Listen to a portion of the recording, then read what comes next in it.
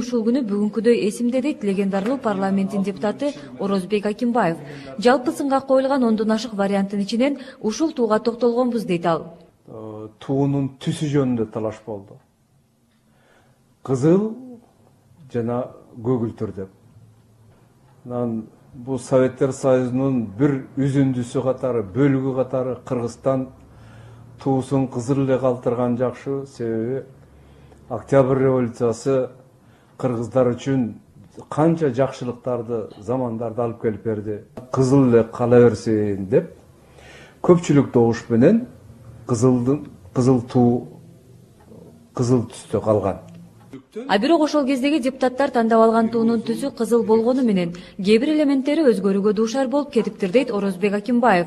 Биздин тандаган желекте күндүн нуру башкача болчу дейт ал.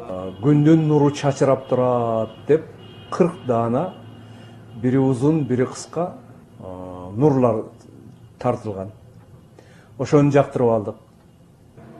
Анан эртеси келди, жасап туун алып келип, залга алып кирип, илгенде карасак эле, баягы түндүктөн күндүн нуру катары чачырап турган бири узун, бири кыска нур жок эле, күн караманын жалбырагы болуп калыптыр.